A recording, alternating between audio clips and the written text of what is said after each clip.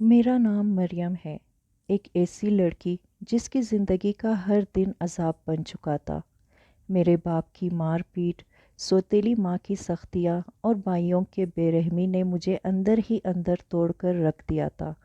آج بھی وہ دن یاد ہے جب میں نے روتے ہوئے اپنے بازوؤں پر سرسوں کے تیل سے جلنے کے نشان دیکھے تھے۔ اس دن میں اپنے گھر سے بھاگ نکلی تھی، گاؤں سے دور، اس گھنے جنگل میں جہاں صرف پرندوں کی چہچہاہٹ سنائی دیتی تھی۔ میں ایک بڑے سے پیپل کے درخت کے نیچے بیٹھ گئی۔ میرے آنسوؤں نے میرے گالوں پر نمکین رستے بنا دیے تھے۔ سورج ڈوبنے لگا تھا کہ میری نظر ایک چٹان کے پیچھے چھپے غار کے منہ پر پڑی۔ وہاں ایک عجیب سی روشنی جلملا رہی تھی، جیسے کوئی مجھے اندر بلانے کے لیے اشارہ کر رہا ہو۔ میرا دل دک دک کر رہا تھا، لیکن کسی نامعلوم قوت نے مجھے اندر کھینچ لیا۔ غار کے اندر کا منظر دیکھ کر میری سانس رک گئی۔ دیواریں جیسے چاندی سے جڑی تھی، ہوا میں خوشبو تیر رہی تھی اور چھت سے ستارے جلملا رہے تھے۔ یہ ممکن ہی نہیں لگ رہا تھا کہ یہ سب حقیقت ہے۔ پھر اچانک ایک نورانی دھند چٹی اور وہ سامنے کھڑا تھا، کوئی نوجوان جس کے چہرے پر ایک عجیب سی مہربانی تھی۔ آنکھیں گہری سمندر کی طرح تھی، سفید لباس پر چاندی کے تاروں سے بنے نقش جگمگا رہے تھے۔ تم بہت دکھی ہو مریم، اس نے میرا نام ایسے لیا جیسے سالوں سے جانتا ہو۔ میں حیران رہ گئی۔ آپ کو میرا نام کیسے پتا؟ وہ مسکرایا۔ میں تمہیں بہت عرصے سے دیکھ رہا ہوں، تمہارے آنسوؤں نے مجھے بے چین کر دیا تھا۔ میں سہم گئی۔ کیا یہ کوئی خواب ہے؟ کیا میں مر چکی ہوں؟ میرا دل زور سے دھڑک رہا تھا۔ لیکن آپ ہے کون؟ اس نے اپنا ہاتھ میری طرف بڑھایا۔ میں اس جنگل کا محافظ ہوں مریم، اور آج سے تمہارا محافظ بھی۔ میں نے اس کے ہاتھ کو دیکھا جو ہوا میں جگمگا رہا تھا۔ کیا میں اسے چھوؤں؟ کیا اس پر بھروسہ کروں؟ میرے ہونٹوں پر ایک سوال تھا جو میں پوچھنا چاہتی تھی۔ آپ انسان نہیں ہیں نا؟ وہ میرے قریب آیا۔ اس کی گہری نیلی آنکھوں میں ایک عجیب سی کشش تھی۔ مریم، تمہارے آنسو میرے دل کو چبھتے ہیں، اس نے میرے رخسار پر سے آنسو پونچھتے ہوئے کہا۔ اس کے ہاتھ کی گرمائش نے مجھے ایک عجیب سی تسلی دی۔ میرا دل تیزی سے دھڑک رہا تھا۔ کیا یہ خوف تھا یا پھر کچھ اور؟ میں نے کبھی کسی لڑکے کو اتنے قریب سے نہیں دیکھا تھا۔ اس کے چہرے کی ساخت، اس کے ہونٹوں کی لکیر، سب کچھ اتنا خوبصورت تھا۔ اس نے میرے ہاتھ میں ایک چمکتا ہوا پھول رکھا جو بدلتے رنگ دکھا رہا تھا۔ یہ جادو نہیں، محبت ہے مریم، جیسے تمہارے آنے سے میری دنیا کے رنگ بدل گئے ہیں۔ محبت؟ میں نے حیران ہو کر پوچھا۔ لیکن آپ تو جن ہیں اور میں… اس نے میری بات کاٹتے ہوئے کہا۔ محبت کبھی حدود نہیں مانتی مریم۔ میں نے صدیوں میں پہلی بار کسی کے لیے یہ احساس محسوس کیا ہے۔ اس نے میرا ہاتھ اپنے ہاتھوں میں لیا۔ تمہاری ہر مسکراہٹ میرے لیے ایک تحفہ ہے۔ تمہارے دکھ نے مجھے بے چین کر دیا تھا۔ اب میں چاہتا ہوں کہ تم ہمیشہ خوش رہو میرے ساتھ۔ میرے ذہن میں خیالوں کا طوفان آیا۔ کیا یہ ممکن ہے؟ لوگ کیا کہیں گے؟ لیکن میں اس کے بغیر کیسے رہ سکتی ہوں؟ میرے ہونٹوں پر لرزتا ہوا لفظ آیا، لیکن میں تمہارے بغیر خوش کیسے رہ سکتی ہوں؟ یہ سن کر اس کی آنکھیں چمک اٹھی۔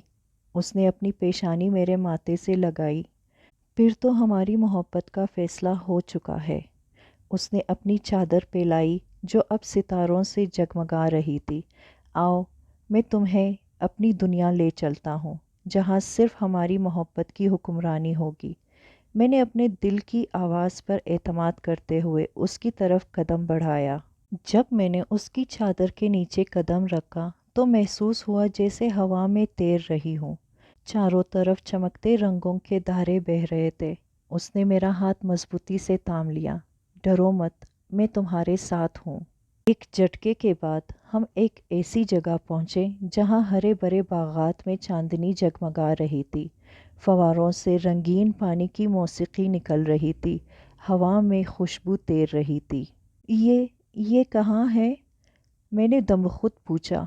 وہ مسکرایا۔ یہ تمہارا نیا گھر ہے مریم، میری محبت نے تمہارے لیے یہ جگہ بنائی ہے۔ وہ مجھے ایک شفاف جھیل کے کنارے لے گیا جہاں پانی میں تیرتے چراغوں نے منظر کو جادوئی بنا دیا تھا۔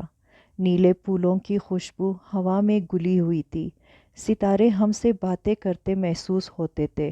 لیکن میں صرف ایک غریب لڑکی ہوں، تم مجھ جیسی سے کیوں محبت کرتے ہو؟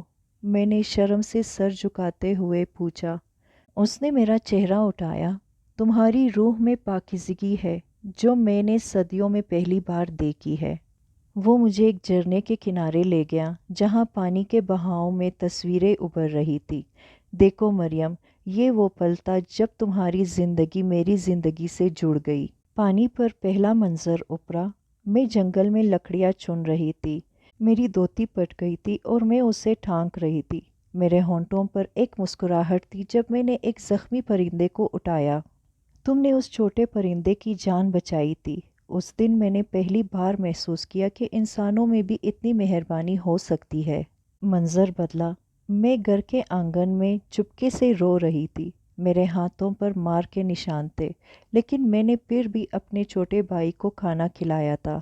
تمہاری یہ قربانی، تمہاری یہ مضبوطی، میں ہر روز تمہیں دیکھتا رہتا۔ تمہاری ہر آنسو میرے دل میں اترتی گئی۔ اس نے اپنے سینے پر میرا ہاتھ رکھا۔ دل کی دھڑکنیں سنو مریم، یہ صدیوں سے نہیں دھڑکاتا۔ تمہارے لیے، صرف تمہارے لیے یہ دل دوبارہ زندہ ہوا ہے۔ لیکن تم تو ایک شہزادے ہو، تمہیں تو بہت سی جن لڑکیاں پسند کرتی ہوں گی۔ اس نے اپنی آنکھیں بند کر لی۔ ہاں، لیکن کسی نے مجھے تمہاری طرح نہیں چھوا۔ تمہاری معصومیت، تمہاری ہمت، تمہاری وہ مسکراہٹ جو تمہارے دکھوں کے پیچھے چھپی رہتی ہے، میں اس کے لیے مر بھی سکتا ہوں۔ اس نے اچانک سر اٹھایا۔ اب تم سمجھ گئی ہو نا، میں نے تمہیں اس لیے نہیں چنا کہ تم خوبصورت ہو، میں نے تمہیں اس لیے چنا کہ تمہاری روح میں وہ نور ہے جو میری تاریک دنیا کو روشن کر سکتا ہے۔ میری آنکھ کھلی۔ میں اپنی جھونپڑی میں لیٹی تھی۔ سورج کی روشنی نے مجھے یاد دلایا کہ کل رات سب کچھ شاید ایک خواب تھا، لیکن پھر میری نظر اپنے ہاتھ پر پڑی جہاں ایک عجیب سی چمکدار لکیر تھی، وہ نشان جو اس نے چھوڑا تھا۔ باہر سے سوتیلی ماں کی آواز آئی، مریم جلدی اٹھو، آج تمہیں شہر جا کے کام کرنا ہے، تمہارے باپ نے تمہارے لیے ایک نوکری لگائی ہے۔ مجھے اندازہ ہو گیا، یہ کوئی عام نوکری نہیں ہوگی۔ میرے باپ نے مجھے کسی امیر گھرانے میں کام کرنے کے بہانے بیچ دینا تھا۔ میں نے اپنے ہاتھ پر نشان کو دیکھا اور سوچا، کیا میں واقعی اس جن پر بھروسہ کر سکتی ہوں یا یہ بھی ایک دھوکہ ہے؟ جب میں جنگل لکڑیاں چننے گئی تو وہ پھر ظاہر ہوا، لیکن اب اس کے چہرے پر فکر تھی۔ مریم، تمہیں خطرہ ہے، تمہارے گھر والے تمہیں… میں نے اس کی بات کاٹ دی۔ تم سب ایک جیسے ہو، تم بھی مجھے اپنی دنیا میں لے جانا چاہتے ہو اور وہ بھی مجھے بیچنا چاہتے ہیں۔ میں کسی کی ملکیت نہیں۔ وہ خاموش ہوا، پھر بولا، تم غلط سمجھ رہی ہو، میں تمہیں صرف بچانا چاہتا ہوں۔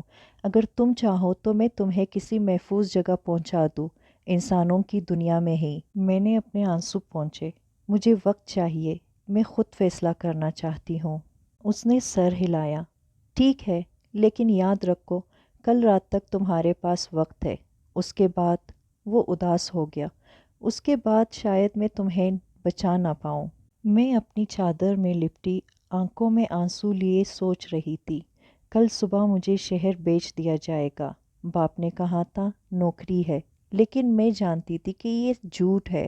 میں نے اپنا منہ تکیے میں دبا لیا تھا تاکہ کسی کو میری سسکیاں سنائی نہ دے۔ سوتیلی ماں نے کہہ دیا تھا، اگر تم نے شور کیا تو تمہیں خوب ماروں گی۔ ایک ہلکی سی ہوا کے جھونکے کے ساتھ اس کی آواز آئی، مریم میں یہاں ہوں۔ میں نے آنکھیں کھولی تو وہ کھڑکی کے پاس کھڑا تھا۔ اس کی آنکھیں اداس تھی۔ تم واقعی میری مدد کرنا چاہتے ہو یا صرف یہ ایک نیا کھیل کھیل رہے ہو؟ وہ میرے قریب آیا۔ اس بار اس کی شکل پہلے جیسی نورانی نہیں تھی، جیسے وہ بھی تکا ہوا ہو۔ میں نے کبھی کسی انسان سے رابطہ نہیں رکھا، لیکن تمہاری تکلیف نے مجھے بے چین کر دیا۔ میں صرف یہ چاہتا ہوں کہ تم آزاد ہو۔ میں نے اپنا تکا ہوا جسم اٹھایا۔ اگر تم واقعی میری مدد کرنا چاہتے ہو تو مجھے کسی ایسی جگہ لے چلو جہاں میں خود اپنی زندگی بنا سکوں، کوئی ایسی جگہ جہاں میں پڑھ لکھ سکوں، کام کر سکوں، جہاں کوئی مجھے بیچ نہ سکے۔ اس نے میرا ہاتھ تھاما۔ میں نے محسوس کیا کہ اس کی انگلیاں اب پہلے جیسی گرم نہیں تھی۔ ٹھیک ہے، لیکن یاد رکھنا یہ رستہ آسان نہیں ہوگا، تمہیں بہت مشکلات کا سامنا کرنا پڑے گا۔ کیا تم تیار ہو؟ میں نے اپنی جیب میں چھپائے ہوئے اپنے بچپن کی ایک فوٹو کو چھوا جب میری اصل ماں زندہ تھی۔ پھر میں نے اس کی آنکھوں میں دیکھ کر کہا، ہاں، میں تیار ہوں۔ میں نے اپنے چند سامان ایک چھوٹے سے بستے میں باندھے، ماں کی چھوڑی ہوئی ایک تصویر، بچپن کا ایک کڑا، کچھ روپے جو میں نے چپکے سے بچائے تھے۔ وہ میرے سامنے کھڑا تھا، اب اس کی شکل زیادہ انسانی لگ رہی تھی۔ ہم پیدل سرحدی گاؤں تک جائیں گے، وہاں ایک امام مسجد ہے جہاں تم محفوظ رہو گی۔ امام صاحب میرے پرانے شناسا ہے۔ باہر سے سوتیلی ماں کی کانسنے کی آواز آئی۔ میں نے اپنا دل مضبوط کیا، اگر وہ ہمیں پکڑ لے تو؟ اس نے میرا ہاتھ تھاما۔ میں تمہیں اس حال میں نہیں چھوڑوں گا۔ جھونپڑی کے پیچھے سے نکلتے ہوئے میرا دل دک دک کر رہا تھا، ہر شاخ کی چرچراہٹ سے ڈر لگتا تھا۔ آنکھوں کے سامنے بار بار باپ کا غصے سے بھرا ہوا چہرہ گھوم جاتا۔ 3 گھنٹے چلنے کے بعد ہم ایک ویران کنرات پہنچے۔ اس نے ایک چھپے ہوئے تالاب کا پانی مجھے پینے کو دیا۔ تھوڑا آرام کر لو، ابھی بہت سفر باقی ہے۔ تم اتنا کیوں کر رہے ہو؟ تم تو بس مجھے دور بیچ سکتے تھے۔ اس نے ایک ٹوٹے ہوئے ستون کی طرف دیکھا۔ کیونکہ میں بھی کبھی مظلوم تھا، جنوں کی دنیا میں بھی کمزوروں پر ظلم ہوتا ہے۔ جب ہم نے ایک پہاڑی پر سے سورج نکلتے دیکھا تو اس نے کہا، دیکھو مریم، یہ تمہاری نئی زندگی کا پہلا سورج ہے۔ میں نے پہلی بار مسکرانے کی کوشش کی۔ ہم نے دور ایک گاؤں دیکھا۔ اس نے کہا، وہ رہا ہمارا پہلا پڑاؤ، لیکن یاد رکھنا مشکل ابھی ختم نہیں ہوئی۔ میں نے اپنا بستہ کسا اور چلتے بنی۔ امام صاحب نے مجھے ایک چھوٹے سے کمرے میں ٹھہرایا۔ کمرے کی کھڑکی سے باہر وہ کھڑا تھا، لیکن اندر آنے سے قاصر، جیسے کوئی نادیدہ رکاوٹ تھی۔ میں نے کئی مہینوں بعد بغیر ڈر کے آنکھیں بند کیے، کسی کے مارنے کے خوف کے بغیر سوئی، اپنے لیے ایک نئے دن کی امید محسوس کی۔ امام صاحب نے چائے پلاتے ہوئے کہا، بیٹا، تمہارا دوست تو تمہیں چھوڑ کر چلا گیا۔ میں نے کھڑکی سے جھانکا، وہ واقعی غائب تھا۔ کیا وہ واقعی میری مدد کرنا چاہتا تھا، یا یہ سب کسی اور مقصد کا حصہ تھا؟ امام صاحب نے کہا، جن ہو یا انسان، ہر رشتے میں اخلاص ضروری ہے۔ تمہیں خود فیصلہ کرنا ہوگا، کیا تم اس پر بھروسہ کر سکتی ہو؟ شام کو وہ مسجد کے باہر کھڑا ملا۔ اس کے ہاتھ میں ایک کوچنگ سینٹر کا داخلہ فارم اور چند ہزار روپے تھے۔ میں تم پر شک کر رہی تھی، معاف کرنا۔ اس نے مسکرا کر کہا، عقل مندی تھی۔ اب تمہارا فیصلہ ہے، کیا تم حقیقی دنیا کا سامنا کرنے کے لیے تیار ہو؟ صبح کی پہلی کرنوں کے ساتھ میں نے کوچنگ سینٹر کے ہاسٹل کی کھڑکی سے باہر دیکھا۔ سورج کی روشنی میں لہلہاتے درخت، بچوں کی ہنسی اور زندگی کی عام سرگرمیاں، یہ سب کچھ نیا اور حیرت انگیز لگ رہا تھا۔ میں صبح 6 بجے اٹھتی، کمپیوٹر کلاسز میں حصہ لیتی، دوپہر کو لائبریری میں مطالعہ کرتی، شام کو چھوٹے بچوں کو پڑھاتی۔ جب میں نے اپنے ہاتھ میں پہلی کمائی تھامی تو آنکھوں سے آنسو بہہ نکلے۔ یہ صرف چند 100 روپے تھے، لیکن میرے لیے ایک نئی زندگی کا آغاز تھے۔ کبھی کبھی رات کو لگتا جیسے کوئی میری کھڑکی کے باہر کھڑا ہے، لیکن جب میں دیکھنے جاتی تو صرف چاندنی نظر آتی۔ امام صاحب کہتے تھے، وہ تمہاری حفاظت کر رہا ہے، لیکن اب تمہیں اس کی ضرورت نہیں۔ میں نے 10ویں جماعت کا امتحان دیا، سلائی کا ہنر سیکھا، پھر اپنی طرح کی مظلوم لڑکیوں کی مدد کرنا شروع کیا۔ ایک رات میں نے خواب میں دیکھا کہ وہ مسکرا رہا ہے، تم نے اپنی طاقت پہچان لی۔ میں نے کہا، شکریہ میرے محافظ۔ کچھ سال بعد میں اپنے چھوٹے سے دفتر میں بیٹی سالانہ رپورٹ تیار کر رہی تھی۔ جب دروازہ کھلا، میرا شوہر جو کبھی ایک جن شہزادہ تھا اب ایک کامیاب انسانی کاروباری شخصیت کے روپ میں میرے سامنے کھڑا تھا۔ اس کے ہاتھ میں ہمارے بچے کی ڈرائنگ تھی۔ وہ اب مکمل طور پر انسان بن چکا تھا۔ صبح کی چائے کے بعد دفتر جانا، بچوں کو کہانیاں سنانا، مجھے ہر سال ہمارے ملنے کی سالگرہ پر وہی جنگل دکھانے لے جانا۔ ہم نے مریم فاؤنڈیشن کے نام سے لڑکیوں کے لیے ایک رہائشی اسکول، سلائی ٹریننگ سینٹر جہاں 100 سے زائد لڑکیاں ہنر سیکھ چکی تھی، ہمارا چھوٹا سا گھر جو ہمیشہ محبت اور ہنسی سے گونجتا رہتا۔ ہمارے گود لیے ہوئے 2 بچے، ایک لڑکا اور ایک لڑکی جو ہماری زندگی کا مرکز بن چکے تھے۔ رات کے کھانے پر وہ اکثر پوچھتے، ابا کیا آپ واقعی جن تھے؟ وہ مسکرا کر جواب دیتا، ہاں بیٹا، لیکن تمہاری امی کی محبت نے مجھے انسان بنا دیا۔ میں نے اپنی تعلیم مکمل کر لی تھی، شہر کی کامیاب خواتین میں سے ایک کے طور پر پہچانی جانے لگی۔ ہر ہفتے میری کہانی سننے کے لیے مختلف اسکولوں میں مدعو کی جاتی تھی۔ ہم سب خاندان کے ساتھ اسی جنگل میں کھڑے تھے جہاں ہماری ملاقات ہوئی تھی۔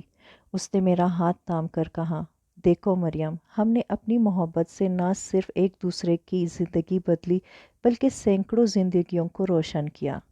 جب ہم واپس گھر آ رہے تھے تو میں نے اپنے بچوں کو وہ پرانا غار دکھایا۔ چھوٹی بیٹی نے پوچھا، امی کیا ہم اندر جا سکتے ہیں؟ میں نے مسکراتے ہوئے جواب دیا، نہیں پیاری، ہر کہانی کا ایک وقت ہوتا ہے، ہماری نئی کہانی اب باہر شروع ہوتی ہے۔